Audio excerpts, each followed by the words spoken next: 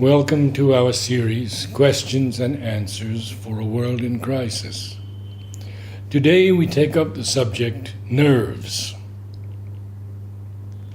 Sri Aurobindo. One can bring down the strength, but it is also necessary to see that the body has sufficient food, sleep, and rest. Absence of these things strain the nerves. And if the nerves are strained, the body feels fatigue, becomes weakened.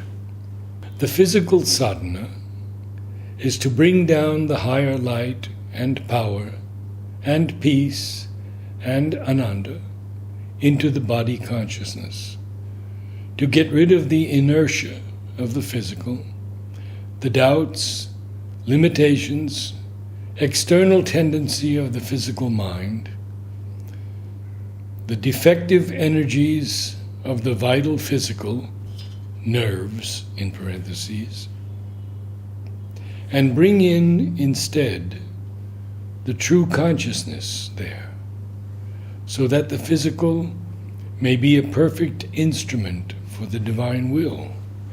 The food and care for the body is only to get it into good condition.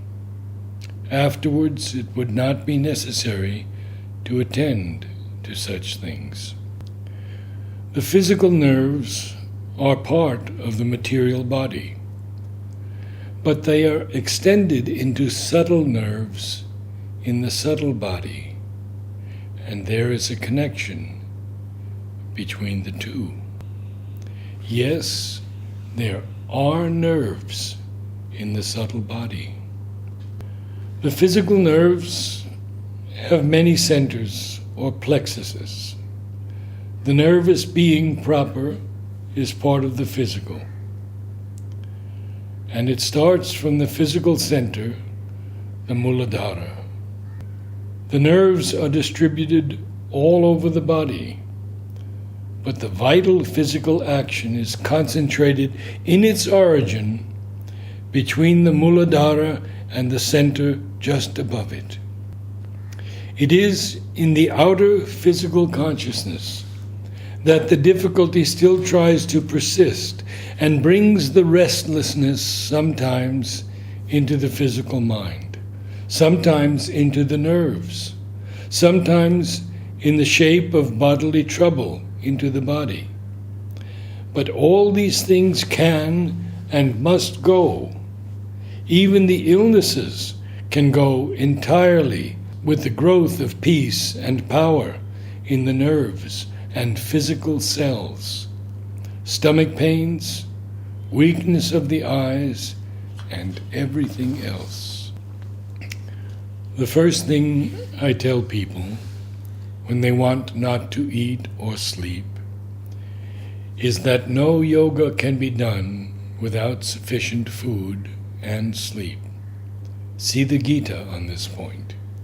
Fasting or sleeplessness make the nerves morbid and excited, and weaken the brain, and lead to delusions and fantasies. The Gita says, yoga is not for one who eats too much or sleeps too much. Neither is it for one who does not eat or does not sleep.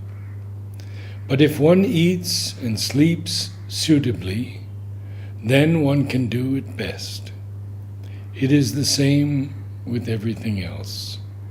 How often have I said that excessive retirement was suspect to me, and that to do nothing but meditate was a lopsided and therefore unsound sadhana. It is a want of sleep itself that brings the symptoms of uneasiness. The action of sadhana cannot of itself bring this kind of reaction. It is only if the body gets strained by want of sleep, insufficient food, overwork, or nervous excitement that there are these things. It is probably because the nerves are strained in the daytime and you do not relax into ease, that it is difficult to sleep. The nerves are nothing but channels. They have no power in themselves to alter the information given by the organs. If the nerve channels are quiet and clear, the only possible disturbance of the information is from or through the mind. Now, the manas, or sixth sense, is in itself a channel like the nerves, a channel for communication with the buddhi, or brain force. Therefore, man finds that the more he refuses to be dominated by his nerves and body, the more he draws back from implication of himself in his physical and vital parts, the greater is his freedom. He becomes the master of his own responses to the world's contacts, no longer the slave of external touches. The mother. Question. Some people have a well-developed body, but in spite of that, they are nervous. Then, mother. Usually it is, perhaps they have a very weak vital build. Their nerves may be weak. They may have a weak nervous system. Perhaps it is that. Perhaps it is an irregularity from birth. But it could also be a mental weakness. Because while it is true that a healthy body gives strong nerves, it is still more important to have healthy thoughts in order to have solid nerves. If your thought is not healthy, if your feelings and thoughts are bad, so to speak, your nerves become very bad, still worse.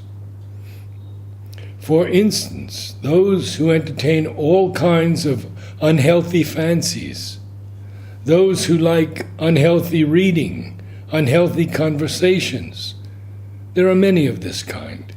There is a large number of them. Well, they may lose all control over their nerves. They may become extremely nervous and yet have a body that's in a fine condition and very healthy. Unhealthy conversations and reading, I can tell you that there's nothing worse than that. And when you do sadhana truly, when you are really trying to progress, you notice that when you say useless words, no matter how few they are, immediately there is a terrible uneasiness which gets hold of you. You feel as though all the nerves of the head were being pulled. And there is also something churning here, gesture, which hurts you. And you feel a great emptiness within. And you have heartburn, as though you had eaten something very bad. All this only because of some uselessly spoken words. Besides, it is a sure indication. As soon as the uneasiness begins, one knows one must stop. Now it is finished. Only most people are so unconscious that they don't even notice it. And with their warped will, they compel their system to do what it should not. So the system is more or less docile, obeys, and continues to deteriorate slowly in this way, without even showing visible reactions. The hours before midnight are the best for resting the nerves. Even during the waking hours, relaxation is indispensable for all who want to maintain their nervous balance. To know how to relax the muscles and the nerves is an art which should be taught to children when they are very young. It is a recognized fact that in order to progress rapidly, one must not be afraid of difficulties.